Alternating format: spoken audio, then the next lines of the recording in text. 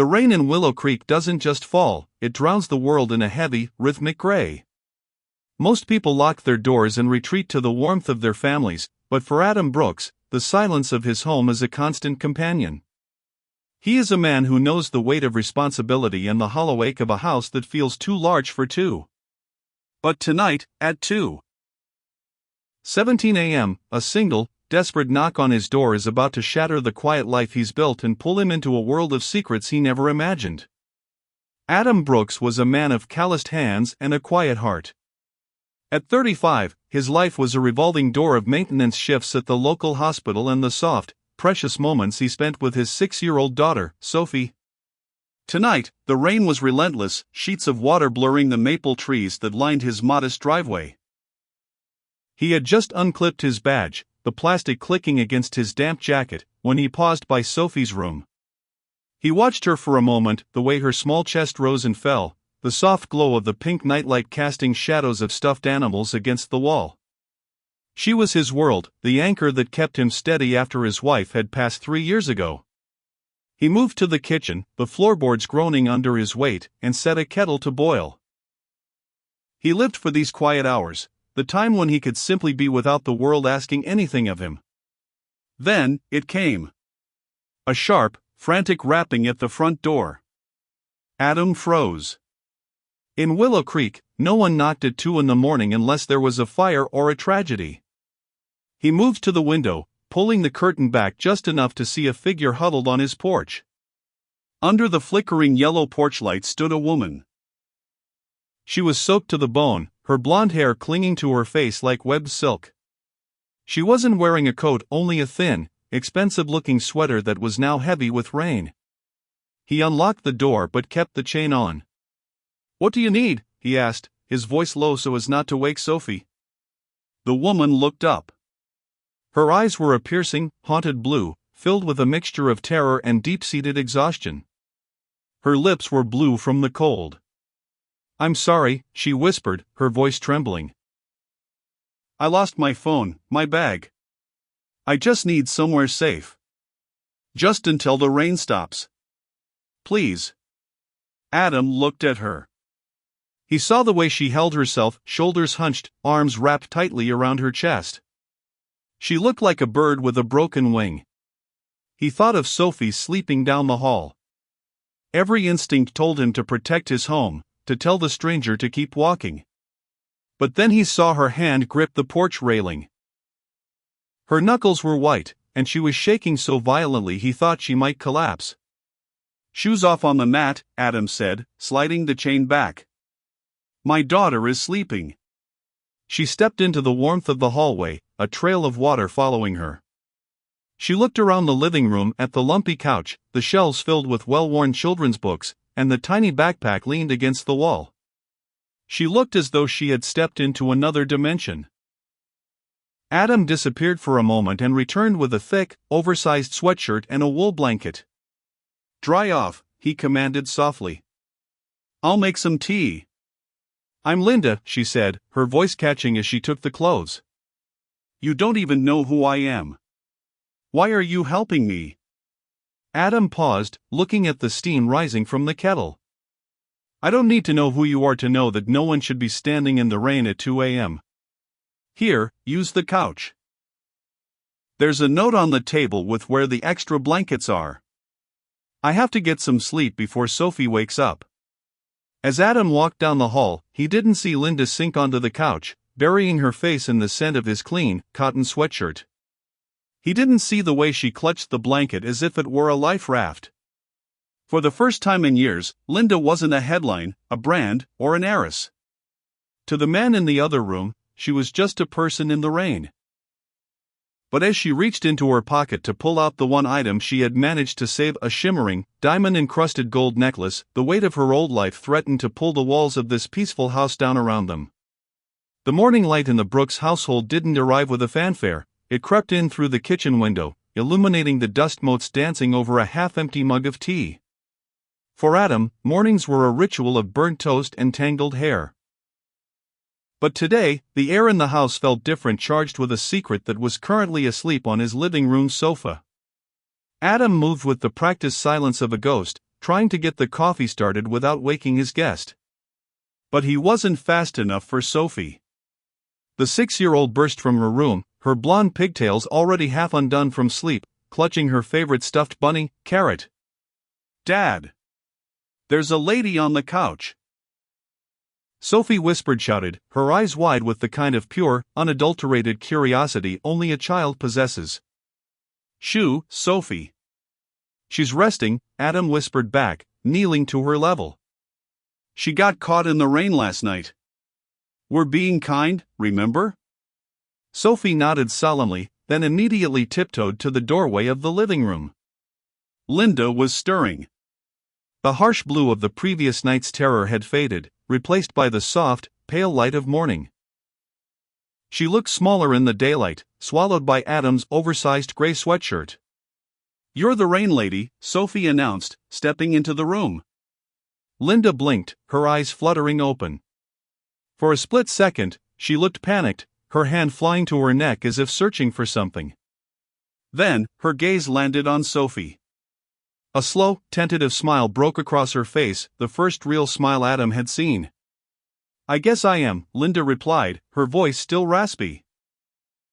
"Dad burns the toast on Saturdays," Sophie said, skipping toward the kitchen. "It's a tradition. You want some?" "I'd love some," Linda said, standing up and wrapping the blanket around her shoulders like a royal robe. The breakfast that followed was humble. Adam flipped eggs while Sophie gave Linda a detailed tour of her life, from her favorite color, green, because it's the color of the woods, to the exact spot on the porch where she once saw a raccoon. Linda listened with an intensity that surprised Adam. She didn't look like a woman who was bored, she looked like someone who was hearing music for the first time in years. "I can help with those," Linda offered after the meal, reaching for the plates. "You're a guest, Linda." "Sit," Adam said, but she was already at the sink. "I've spent my whole life being told to sit, Adam," she said softly, her back to him. "Let me do this. Please." Adam watched her. There was a grace to her movements that didn't match the laundromat-bound life of Willow Creek. He noticed the way she looked at the simple things, the mismatched mugs, the magnets on the fridge, the chipped paint on the windowsill, with a sense of wonder. The tension truly shifted that afternoon. Adam had to go into the local laundromat where he worked a side gig as a repairman, and Linda, insisting she couldn't just sit in the house, offered to come along and help Mrs. Dorsey, the owner, with the folding. It was there, amidst the scent of lavender detergent and the rhythmic thrum of heavy-duty dryers, that the first crack in her story appeared. Linda was leaning over a folding table, her sleeves rolled up, when a man in a damp jacket snapped at her. "Hey! I said no starch. Can't you people read a ticket?" Linda flinched. It wasn't just a flinch of surprise, it was a flinch of someone used to being scrutinized and found wanting. Her hands began to shake. She reached into her pocket to steady herself, and that's when it happened. A thin, gold chain slipped through her fingers. It hit the linoleum floor with a sharp, metallic clink. Adam, who was crouched behind a dryer with a wrench, looked up. He saw it before she could grab it. It wasn't just a necklace. It was a Cartier diamond pendant, a piece of jewelry that cost more than Adam's truck and his house combined. The diamonds caught the overhead fluorescent light, casting brilliant, mocking sparks across the grimy floor. Linda scrambled to pick it up, her face flushing a deep, guilty crimson. She looked at Adam, her blue eyes wide with the realization that the wall she had built was crumbling. Adam didn't say anything. He didn't demand answers. He simply stood up, wiped his greasy hands on a rag, and nodded toward the back door. "Take a break, Linda. I'll finish this load." That night, after Sophie was tucked into bed, the silence in the kitchen was heavy. The necklace sat on the wooden table between them, a glittering reminder of the world Linda had fled. "My name is Linda Whitman," she finally said, her voice barely a whisper. Adam leaned against the counter. The name sounded familiar, like something he'd heard on the news during a shift at the hospital. "The Whitman Group? The real estate developers?" Linda nodded. My father is Winston Whitman. To him, I'm not a daughter. I'm a brand. I'm an asset. I was supposed to be the face of the new luxury wing in the city. Every move I made, every person I talked to, was managed by a PR team. I woke up 2 days ago and realized I didn't know the sound of my own voice when I wasn't reading a script. She looked at the necklace. I left everything. I just started driving until the gas ran out and the rain started. I kept that as proof. Proof that I was real, even if that real was a prison. Adam looked at her. He thought of his own life, the struggle for rent, the night shifts, the grief. He had always envied the people in the tall glass buildings. He never realized the glass worked both ways. You could have told me, Adam said. I was afraid, she admitted. Afraid you'd look at me like a dollar sign. Or worse, like a mistake. Adam reached out, his rough hand hovering over the table before he slowly covered hers. I don't care about the name on the building, Linda. I care about the woman who burnt the toast with my daughter this morning. For a moment, they were just two souls in a quiet house. But outside, the world was searching. In the shadows across the street, a black SUV pulled to the curb, the engine idling silently. A long lens poked through a cracked window. The rain lady had been found, and the peace of the Brooks home was about to be shattered by the glare of 1,000 flashlights. The peace of Willow Creek was a fragile thing, held together by the sound of crickets and the distant whistle of the midnight freight train. For Linda, that peace had become a sanctuary, a place where she could finally hear her own thoughts over the roar of her father's expectations. But the world she fled was not one that let go easily.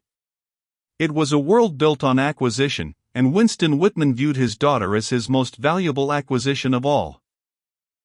The morning started with an unsettling stillness. Adam was out back, splitting wood for the upcoming cold snap, the rhythmic thud of the axe providing a comforting heartbeat to the house. Inside, Linda was helping Sophie with a drawing. They were sprawled on the living room floor, surrounded by a chaotic sea of crayons. Is that a castle? Sophie asked, pointing to a tall, jagged shape Linda had sketched. Linda paused, her crayon hovering over the paper. It was, she said softly. But I think I want to turn it into a library. Somewhere everyone is allowed to go. I like libraries, Sophie nodded. They're quiet. Like Dad. The moment was shattered by a sudden, jarring sound, not the axe, but a heavy, insistent pounding on the front door. It wasn't the desperate knock of a woman in the rain, it was the entitled bang of someone who expected to be let in. Adam appeared at the back door, his brow furrowed, wiping sweat from his forehead with a rag. He met Linda's eyes, and in that look, they both knew. The real world had arrived. Adam opened the front door. Standing there was a man in a sharp, slate-gray suit that cost more than Adam's truck. Beside him stood a thick-necked man with a coil in his ear, security. Can I help you? Adam asked, his voice steady but his body blocking the entrance.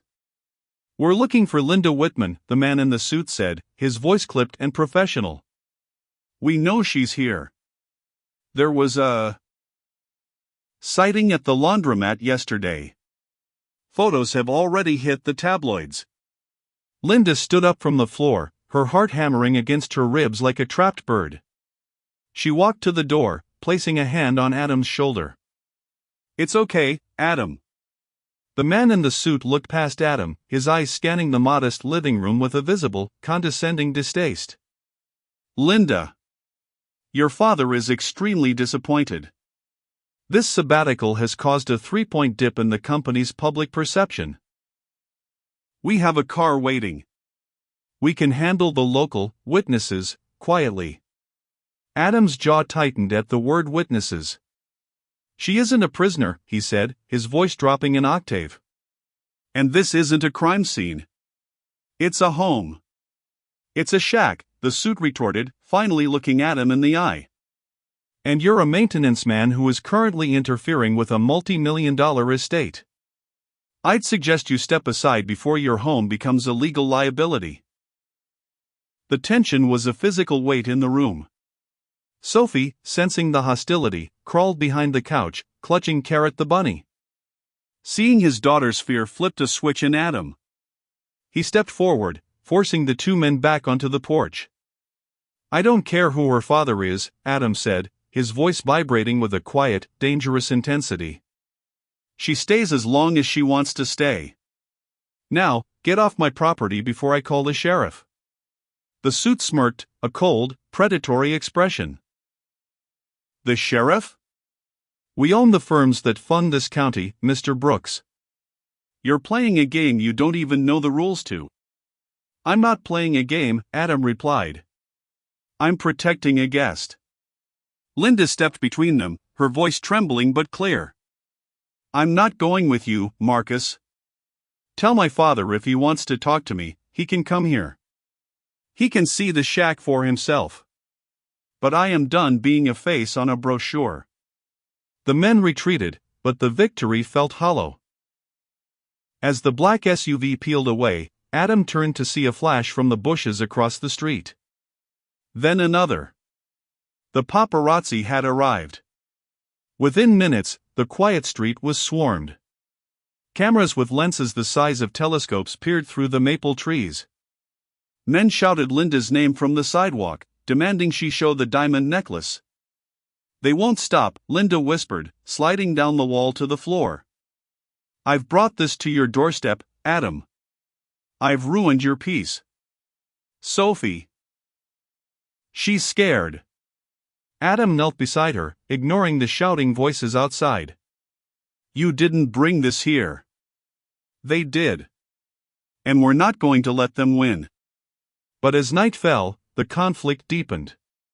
A local news van arrived, and the story began to twist. The headlines didn't say heiress finds sanctuary. They said single dad holds Whitman heiress in rundown house. The narrative was being rewritten by her father's PR machine to make Adam look like a kidnapper or an opportunist. The tragedy was unfolding in real time. To stay meant exposing Adam and Sophie to a media circus that would haunt them for years. To leave meant returning to the golden cage and losing the only man who had ever looked at her and seen a human being instead of a brand. The episode ends with Adam sitting at the kitchen table, his head in his hands, as the blue and red lights of a patrol car, called by the concerned Whitman group, begin to flash against the kitchen walls. The price of fame was being paid in the currency of Adam's reputation, and the bill was coming due. The flashing lights of the patrol car didn't bring safety, they brought a cold, clinical judgment to the small house on Maple Street. The sheriff, a man named Miller who had known Adam for a decade, stood in the kitchen looking pained. Outside, the shouting of the paparazzi had reached a fever pitch, their silhouettes pressed against the perimeter of the property like vultures circling a kill. "Adam, I know you," Sheriff Miller said, tipping his hat back. "But the lawyers in the city are making calls. They're claiming you're taking advantage of a woman in a fragile mental state. They're calling it undue influence." "She's a grown woman, Miller," Adam said, his voice tight. "She walked in here on her own 2 feet, and she can walk out the same way." "But she doesn't want to." Just then, the front door didn't just open, it was commanded. Winston Whitman stepped inside. He didn't look like a villain from a story. He looked like a man of absolute, terrifying order. His silver hair was perfect, his overcoat uncreased by the wind. He ignored Adam entirely, his eyes locking onto Linda, who stood by the hallway door, shielding Sophie. "Enough of this theater, Linda," Winston said. His voice was calm, but it carried the weight of a falling gavel. "Look at this place. Look at these people. You're playing house with a man who fixes pipes for a living. You're becoming a footnote in a scandal that will take me years to erase." "I'm not playing, Dad," Linda said, stepping forward. "For the first time in 26 years, I'm not a character in your play. I'm just Linda. And I like the man who fixes pipes. He's more of a man than anyone I ever met in your boardroom because he didn't need to see my bank account to save my life." Winston finally turned his gaze to Adam. It wasn't a look of anger, it was a look of profound, icy dismissal. Mr. Brooks, I suppose you think you're a hero. But do you know what happens to heroes in the real world? They get crushed by the weight of things they don't understand. I can have your daughter's school records audited. I can have this house condemned by the city council before sunrise. I can make it so you never find work in this state again. Are you threatening my daughter? Adam asked, his voice dropping to a dangerous, vibrating low. He took a step toward Winston, his hands, scarred from years of honest labor, clenching into fists. I am stating the reality of your situation, Winston replied. If Linda stays, I will dismantle your life until there is nothing left but the dust. Not because I hate you, but because you are an obstacle to the Whitman legacy. The room went silent. The tragedy was no longer about a woman in the rain, it was about the impossible choice between love and safety. Linda looked at Sophie, who was peeking from behind the door, her eyes wide with terror. She looked at Adam, a man who had given her a blanket and a soul, and who was now about to lose everything he had spent a lifetime building just to keep her there. The conflict was agonizing. If she stayed, she would destroy the man she loved. Stop, Linda whispered. She walked to the center of the room, standing between the two men. She looked at Adam, her eyes swimming with tears. He'll do it, Adam. He doesn't make empty threats. I don't care, Linda, Adam said. Let him try. But I care. Linda shouted, the sound echoing through the house. I won't let you lose Sophie's home. I won't let him take your job. I won't let them turn you into a criminal on the evening news. She turned to her father. Her face was a mask of cold, heartbreaking resolve. I'll go. I'll do the press tour. I'll sign the papers for the luxury wing. I'll be the brand again. Winston nodded, a small, satisfied twitch of his lips. A sensible choice. But, Linda added, her voice trembling, you leave them alone. You pull the lawyers. You clear the paparazzi. If a single person bothers Adam or Sophie, I will walk onto a live broadcast and tell the entire world exactly what kind of monster you are. And I won't need a script for that. Winston's eyes narrowed, but he saw the fire in her. He knew he had lost his daughter's heart, but he had regained his asset. Deal. Adam stepped forward, reaching for her. Linda, don't. We can fight this. Linda took his hand one last time. She squeezed it, her thumb brushing against his rough knuckles. You already saved me, Adam. Now, let me save you. She leaned in and whispered into his ear, wait for me. Then, without looking back, she walked out into the sea of camera flashes. The door closed with a quiet, hollow thud. The house was silent again, but it wasn't the peaceful silence of before. It was the silence of a tomb. Adam stood in the center of the room, holding only a handwritten note Sophie had dropped on the floor, a drawing of 3 people standing under a green tree. The episode ends with Adam standing at the window, watching the taillights of the Blacktown car vanish into the night, while Sophie's small voice asks from the hallway, "Is the rain lady ever coming back, Daddy?" The weeks following Linda's departure felt like a slow-motion recovery from a natural disaster. The paparazzi eventually cleared, leaving behind only trampled grass and a heavy, lingering silence in the Brooks home. Adam went back to his shifts, and Sophie went back to school, but the house felt haunted. The lumpy couch was too empty, and the toast, though still burnt, didn't taste the same without a rain lady to laugh at it. In the city, Linda was a prisoner in high definition. She moved through gala ballrooms and press conferences like a ghost in a silk gown. Her father kept his word. The legal pressure on Adam vanished, but Winston kept Linda on a short leash, surrounded by handlers. However, Winston had forgotten one thing: Adam hadn't just given Linda a place to sleep, he had given her the strength to be herself.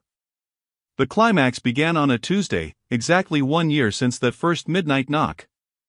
Sophie had been struggling with a persistent cough that turned into a terrifying, racking fever. By midnight, Adam was carrying her into the emergency clinic, his heart in his throat. The hospital was cold and clinical, a stark reminder of the world's indifference. "I need help, she's burning up," Adam told the nurse at the intake desk. The nurse looked at his worn jacket and the lack of a premium insurance card. "The deposit for admission is $2,500, sir. Policy is policy." Adam felt the familiar weight of helplessness crushing him. He had worked every extra shift available, but the cost of living and the cost of a daughter's life was a mountain he couldn't climb alone. He looked at Sophie's pale face, and for the first time, his strength wavered. "I've got it." The voice was clear, authoritative, and vibrated with a warmth that didn't belong in a hospital. Adam turned. Linda was standing at the clinic doors. She wasn't wearing a silk gown or a managed smile. She was wearing jeans, a simple jacket, and the same gray sweatshirt Adam had given her a year ago. She walked to the desk and slid a black credit card across the counter. "Admission, treatment, and the best specialist you have. Put it all in my name." "And your relationship to the patient?" the nurse asked, typing quickly. Linda looked Adam in the eyes, her gaze steady and filled with a year's worth of longing. "Family," she said. An hour later, as Sophie slept under the care of doctors, Adam and Linda sat in the plastic chairs of the waiting room. "How did you know?" Adam asked, his voice cracking. "I never stopped watching over you, Adam," Linda whispered. "I followed my father's rules until I could liquidate my own trust. I'm no longer an asset of the Whitman Group. I'm just Linda. And I'm done being protected. It's my turn to protect what matters." The resolution Winston Whitman tried to intervene one last time, arriving at the hospital in a flurry of outrage. But when he saw Linda sitting in that cheap plastic chair, holding the hand of a maintenance man, he saw something he couldn't buy, a woman who was truly, finally, free. He realized that no amount of money could compete with the safety of a home built on honest love. He turned and walked away, a king with a crown but no kingdom. The happy ending a year later, the sun rose over a small, bustling food stand on the corner of Brookside and Maple. A hand-painted sign read, "Brooks & Company, Fresh Starts and Breakfast." Adam was at the grill, flipping pancakes with a smile that reached his eyes. Linda was handing out coffee to the locals, her hair tied back, her skin glowing with a health that no makeup could mimic. She wasn't a brand, she was a partner. Sophie sat on a stool nearby, finishing her school essay. She read the final line aloud, "My dad opened the door for one night, but love decided to stay forever." Adam reached out and caught Linda's hand as she passed by. They stood on the same porch where they had met as strangers in the rain, but now, the sky was clear, the birds were singing, and for the first time in both their lives, they were exactly where they were meant to be. Thank you for journeying through this tale of sacrifice and second chances. It's a reminder that sometimes, the greatest treasures aren't found in a vault, but behind a simple wooden door opened in the middle of a storm. What did you think of Linda's sacrifice? Would you have walked away to protect the people you love? Let's discuss it in the comments below. If this story touched your heart, please like this video and share it with someone who needs to believe in kindness today. And if you want more stories that stir the soul, don't forget to hit that subscribe button and ring the bell so you never miss an episode. At Acetal Stories, we believe that the softest voices often tell the strongest truths. Until next time, keep your doors and your hearts open.